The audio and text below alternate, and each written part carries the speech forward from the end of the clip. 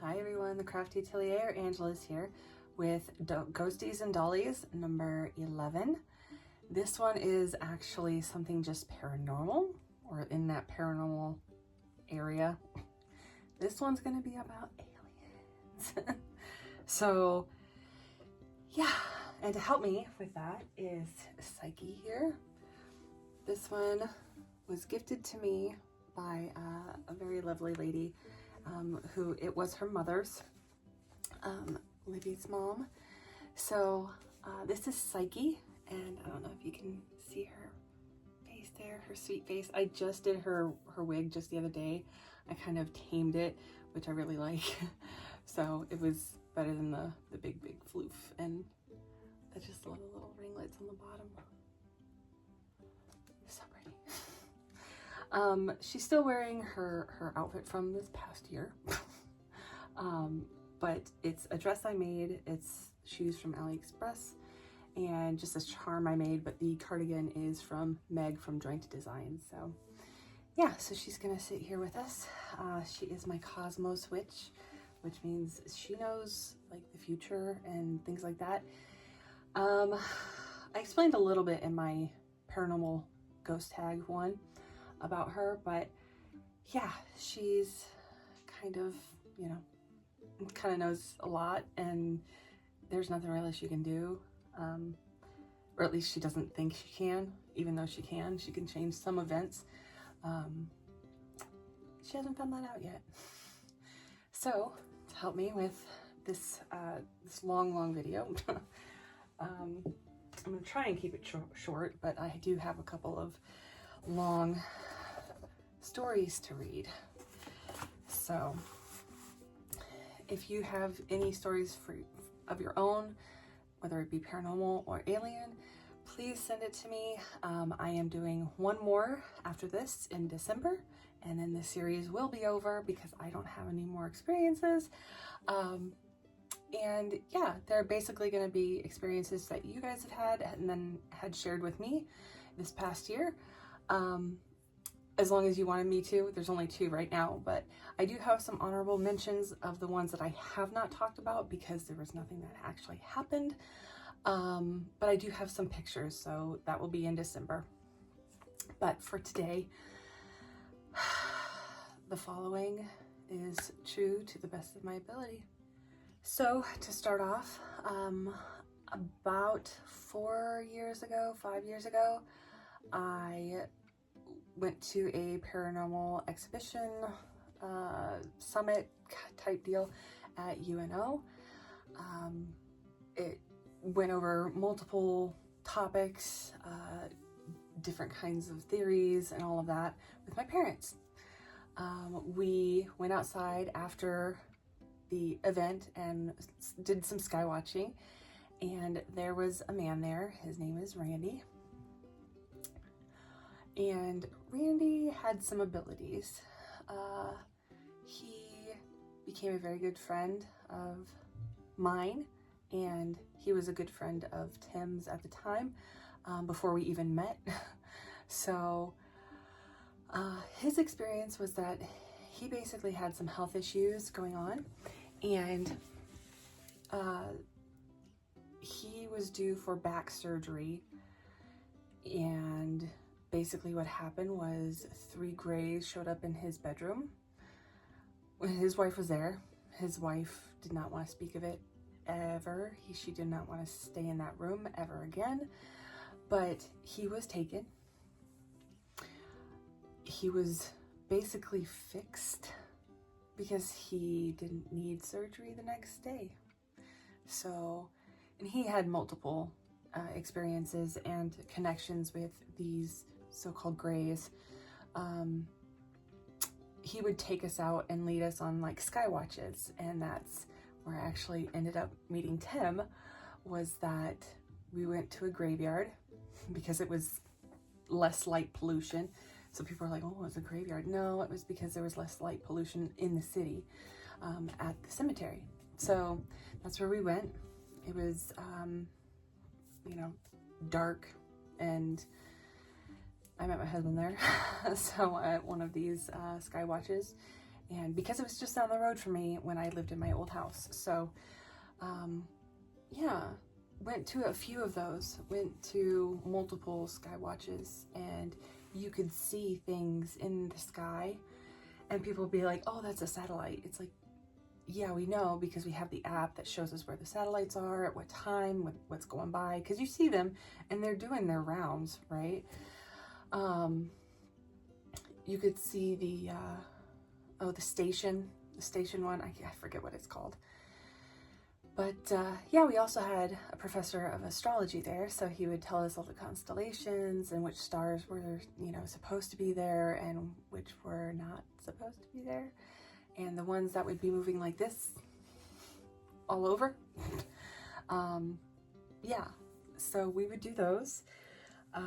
We even held one here at the farm early on in our relationship, and there was one that came like so close, it just zipped over, and you don't hear anything. It's so silent, it moves within a blink of an eye, and it's bright, it's so bright. Another event, I guess, that happened was also here at the farm, but this didn't involve me. I just heard this from my husband and his friend. They actually took video. If I have the video, I will show it. I really hope I have it because I think he has it, so I'll have to get it from him. But they were over here at the detached garage, and they were just talking one night, and they said that this round, bright thing came down and was like zipping back and forth, and they caught it. I mean, his friend had the wherewithal to like bring out his phone and like record, right? And he said in his mind, he just said hello, you know, and just kind of gave acknowledgement, and in his mind, whatever was flying this thing basically gave him some acknowledgement back. So that was really cool. He said it was all just telepathic. It wasn't like, you know, but it went on, they said, for at least 2 minutes. So there was that one. So hopefully I have it. If I do, I will show it right here. There it is. It keeps coming up over the tree line. Look at this.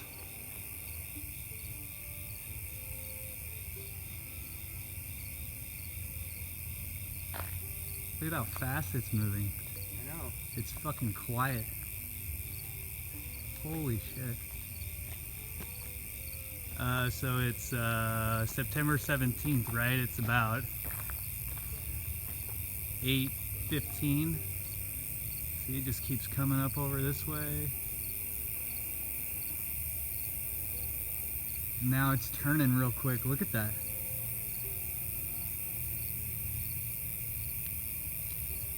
It might be a drone.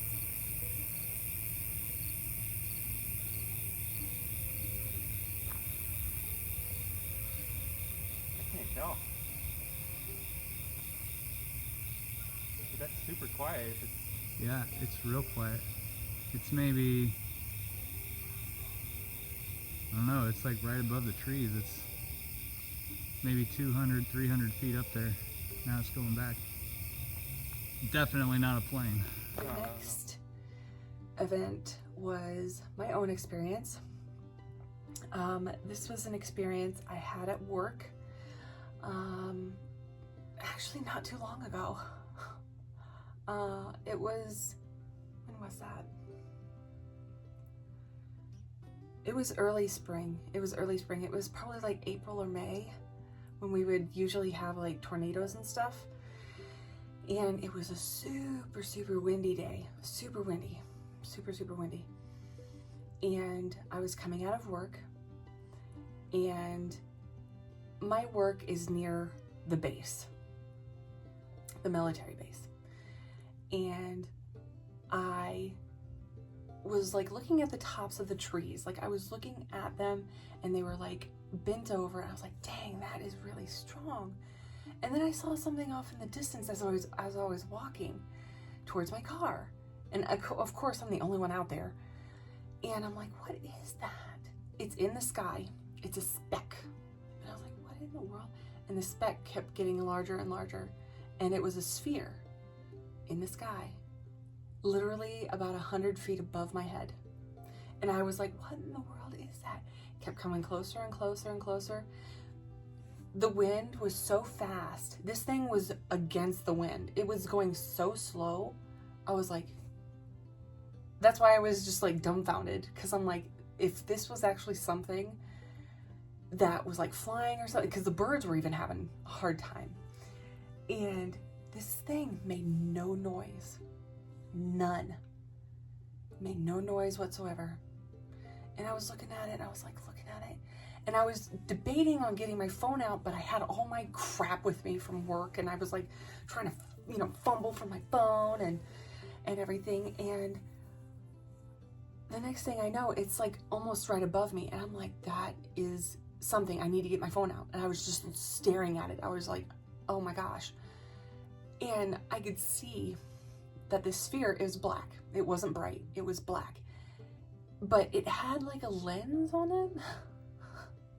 And the lens was pointed down. It saw me. When it saw me, the lens went whoop, and then it just became like a black ball. And I was like, so it saw me, and it was like, oh shit, you know, like, and it kind of swooped where it turned its lens somewhere else. But it kept going at the same pace. Same pace. It was just, you know, it was the oddest thing. And it was headed, and I got some video. I don't know if I have it still. If I do, I will show it right here. If not, that means I told somebody from the alien group or the MUFON group. That's what it's called, MUFON. And they didn't believe me. So I just probably deleted it. But it went straight over to the base. So there's that.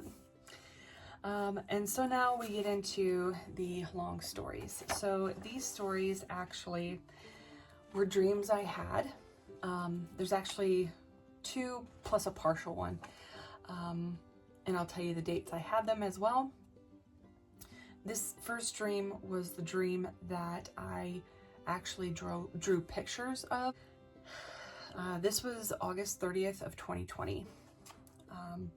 So this was after I did my past life regression, that I had this vivid dream.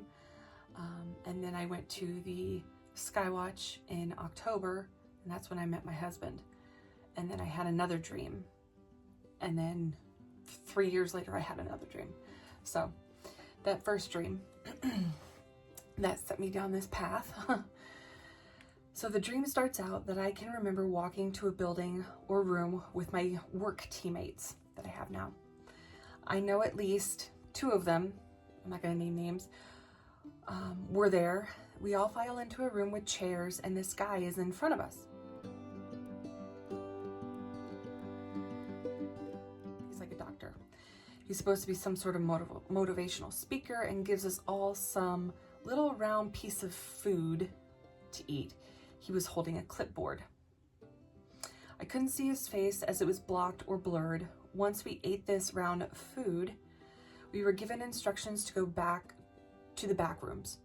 Well, even after we ate it, we were all hesitant.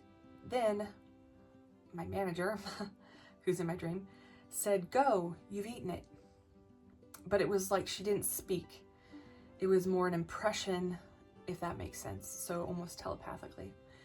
So of course, my coworker and I went walking to the other side where these individual rooms were.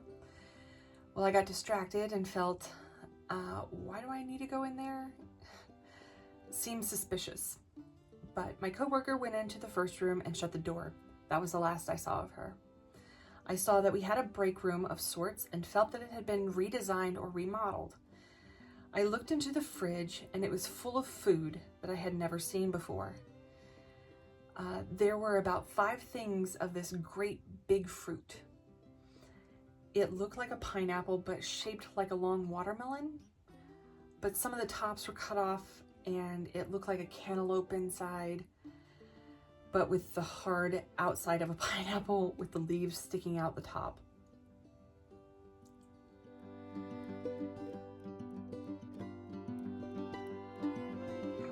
I understood that the food wouldn't go bad in the fridge, but it didn't mean that the food never went bad. One of the cut tops fell off into my hands and I saw that it was green and mushy, but the rest of the fruit was still good. So I went and threw the bad part of the fruit away in the trash can that was in this break room. Then all of a sudden, I was holding a doll with a hand that didn't want to stay on. I was thinking, how can I fix her? And someone I couldn't see beckoned me to follow them from the break room. So I follow this unseen thing with the doll in my hands. We get to an office of sorts. There's a wooden desk filled with stuff like papers and tinkering things. I didn't get a good look. But there were these clear half tubes on the wall that ran the length up and down it. There were 5 or 6 of them. At the bottom from the floor was cut an arch shape enough for a person to stand in. So you would stand in these tubes. 2 of these tubes were smaller and could fit my doll. Looked exactly like the big ones. As they were both connected or on top of the desk, so like a postal service or something like that, like at the bank, you know, that goes, whoop, you know, it sucks your thing up there. It was kind of like that, but huge for a person. I stood there thinking what to do. Then this Captain Jack Sparrow doll shows up in the tube's arch of the second to the left tube, and this sucking sound happened quickly and it was gone. It was almost imperceptible. I think it got sucked up and left. To where, not sure, except I looked at the top of the tubes and there were signs. They looked handwritten, like those old-timey Western-looking fence panels with writing on it. It looked cute, like shabby chic style.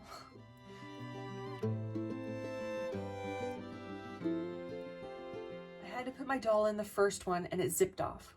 I looked up and didn't see where the first went, but the second small one said Canada. There was a big one that said Canada, then another one I can't remember.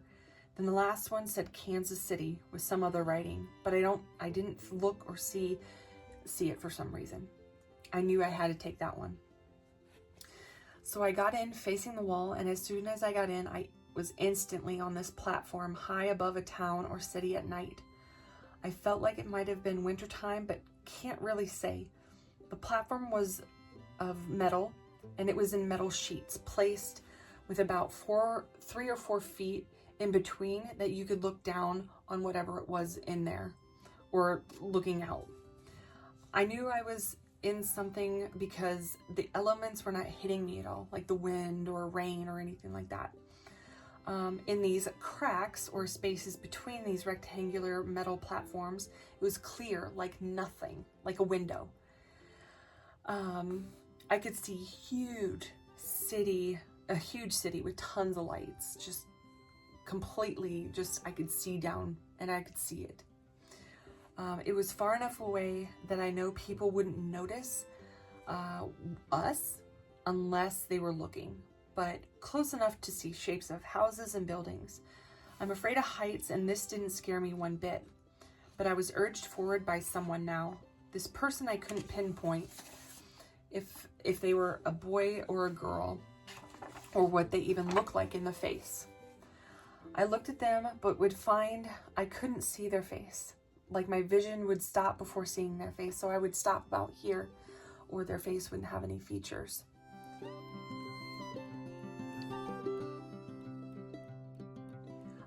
The wintertime feeling impressed on me that it might be a holiday season of some sort. I don't know if this was to calm me or if it was actually a holiday season of some sort. So I just thought that the person I was following was like one of Santa's little helpers, or something dumb like that. So it was like, because they were really tiny. They were like, child height, 5 or 6.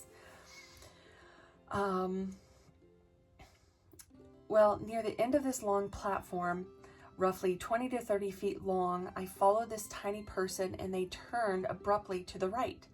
So did I. And instantly I was walking in a shop of some kind. I didn't see what it was in the aisles.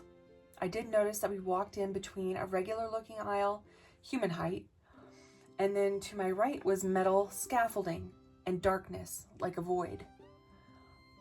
I couldn't see too far past my peripheral because I wasn't supposed to see it. I felt that I wasn't supposed to see that.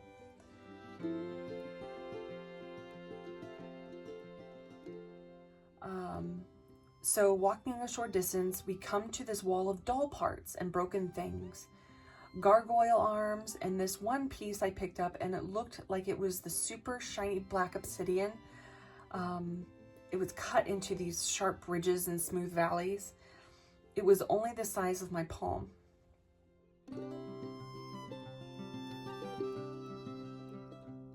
I tried to fit it to the doll's hand that was broken, and it was too scary. So like too scary looking for the doll, or didn't match. Then I tried looking at the short person again, and only could see from their neck down. My eyes wouldn't go up any further, but the person was so short compared to me, maybe a little over a hip height for me, since I couldn't see their head. They wore a green kid-colored t-shirt and khaki shorts, like you would get from like Walmart. I couldn't see their feet or hands, but they were fairly thin. I did notice a wild, shaggy, short brown hair though. It kind of looked like they were bald, but they put a wig on. That's what it looked like. So you could tell that it kind of looked fake. So I stayed at the small section of wall while this person kept talking to me, but I felt the intention more than heard a voice. I didn't think it was weird at the time, but didn't really find the hand I was looking for, and I believe something else happened. But I couldn't remember that part, and then I woke up in the same position I fell asleep in, with my whole left side numb. I had gone to bed early, around 9 p.m., which is crazy since I go to bed around 2 a.m. most days back then. And I slept without an interruption until my alarm at 6:45 a.m. So that kind of put me on my journey.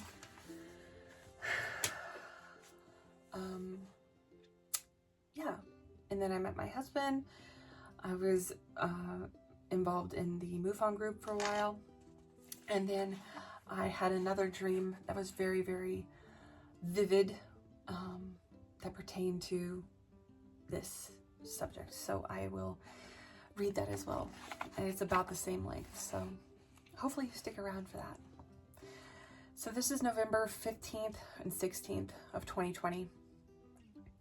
It's meeting Cam and the metal sphere. So my dream starts out in a small cafe type of setting like the ones at Sam's Club or Costco, the eating area. This area had 3 round tables. One had a table umbrella coming out of the center. I am by myself sitting in the corner of this area watching a few people around. I didn't actually see them, but I knew they were there. This thin young boy, about 17 to 18 years old, is walking straight to me holding this can of pop or water out to me. He looked at me and told me in my mind, "This is from Cam over there." His head turned towards the counter where this guy was working, filling a cup from the soda machine. I felt like he was the owner of this place, or that he oversaw this experience I was having. I accepted the can. I don't remember drinking it, but the next moment it is after hours and Cam is standing right in front of me. He told me his name was Cam. That's how I knew. In my mind, that's how he told me. He was incredibly attractive to me. Tall, average guy with dark hair, but his face kept changing. One moment his eyes are brown and then blue, then green. His mouth did the same, getting fuller or thinner based on what I liked. He would have freckles and then not, but his nose stayed pretty much the same. The whole time his face was morphing to something I would always find appealing in that moment. So it was always morphing. Like I was like trying to see what he was all about, but his face wouldn't stop on anything. His face never settled on any particular facial features. Also during this time, I felt 2 other female presences behind me. I say presence because I never actually saw them, and they were not there all the time. Only twice did they accompany me during this dream. I'm not sure what their purpose was, or if they were on the same type of journey as me, or if they were there to help me keep calm. I don't know. I will say that throughout Cam's face changing, I didn't feel like it was unnatural for that to happen. It felt like he was just looking for something that I would not find scary and more comfortable with when dealing with him. That's kind of how I felt. That's why his face kept changing, so I wouldn't be scared. The next moment, I am standing on the ledge of a metal room of sorts, about 100 feet in the air.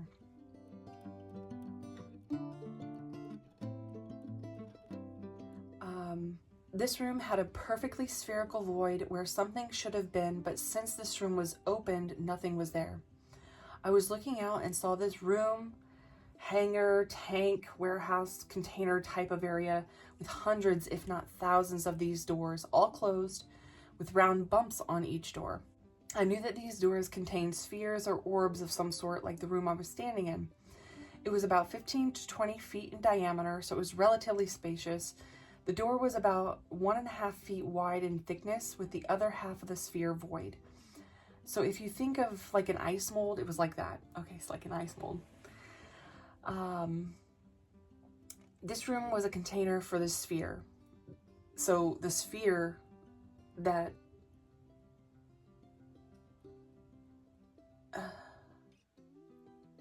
I'm just not connecting that this thing I saw holds the sphere things that I saw at work years later. Huh. Okay. All right. That's odd. Okay. I just connected that in my mind. There was a small flat area next to it in the room which held a metal ladder of sorts. Cam was standing in front of me, and from this point I don't see his face anymore. I think because he couldn't get in any solid form that I liked, so he just decided not to keep going. He asked if he could shut me into this sphere. This is without actually talking, just an impression in my mind. I told him no. I knew that if he shut me in, I wouldn't have enough air to live, and I didn't want to be locked in. The next instant, I was being dragged on a very dingy, uncovered mattress with the other 2 females sitting behind me. We were in the basement of a hoarder house. There was trash and grime everywhere, even a bit on the mattress. Cam was pulling all 3 of us and the mattress with a boat rope, the thick kind, with very little effort he was pulling us. We were being pulled over all this trash heading towards this room in the back. It was well lit, and since the other 2 females were there, I didn't mind as much that there was so much stuff around. As Cam pulled the mattress into this room, though, the female presences disappeared for the rest of the dream. Again, never saw them at all, just felt them behind me. Now that Cam and I are in this room, he stops in front of this wall, both standing now. I didn't know what he wanted me to see until in the middle of this wall materialized this reddish brown creature that looked like a dragon with no wings, so a drake.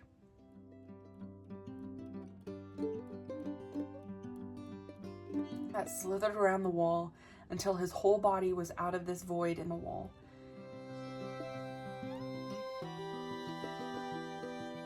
He was long and fairly thin, with a spade-looking tail and tons of spikes on his body. He was about 8 to 10 feet long. He took up most of the wall. He stopped slithering around as he found a position on the wall and looked at me. Right as this creature looked at me, I was this creature, so I became this creature. So then I could see, myself. I was looking at myself and Cam through his eyes. I inherently knew he was not going to harm me. The next instant, I was blinked out of the creature and I was floating above the scene, watching myself and Cam stare at this creature, and I could see the back of the creature's head. The next instant, I was the creature again, then out again, looking down. This happened a couple more times, and then I was myself again, standing next to Cam, looking at this creature. The switching seemed like it took forever, but it could not have been more than like a few seconds of me just like popping like everywhere to see this scene. Then my sight started to fade and I woke up. So that was that dream. Then I had another dream. This was January 7th, 2023. This was the only other dream that I ever had that was very vivid and had anything to do with aliens or anything like that. It's very short, so I'll get through it real quick. The dream starts out with me in a golf cart with JB driving. I'm not sure who JB is. And someone in the back seat. We are in an air base on the tarmac looking at different high-tech planes. There is one in the air already, huge, in army colors. It almost looks like a shark, but the metal is segmented in a way that the plane is able to make a 180 turn in midair, no problem. The segments rotate and turn to make it so that the plane can turn on a dime. I am so confused by what I'm seeing and know that this tech exists and the military has it. Next thing I know, a beam of triangular blue hazy light comes shooting from the cloud cover and picks up JB and he floats away. I'm thinking JB is the current president, I think, if I remember right. I don't know. I am scared at this point, but still have my wits about me. I end up in a house with no furniture and young, early teen kids, about 5 or 6 of them. We are watching and waiting to see if the blue beam comes down again. We eventually make it to the garage and open it, peering out. The light shows up in the clouds again, triangular and blue. It shoots out the beam and the next second and takes the kid beside me. He is frozen and floats away. The kids are screaming now, and I tell them to shut it and get down. I somehow get back in the golf cart and am going down the street in front of the house, seeing all the kids lined up, looking at the window that was not there. Then I feel like I am the one that selected and grabbed a girl from the group with red curly hair. I zapped her with the blue light somehow, and her face was frozen in shock or fear. I don't know which. The rest of the kids screamed and fled, and I woke up. So yeah, those were the only dreams I ever had that even remotely had anything to do with aliens or military tech or anything like that. So make of it what you will. Hopefully you send me any kind of things that you have seen or experienced on my Instagram or here. It doesn't matter. So hopefully you all enjoyed, and I will see you in the last one. Bye.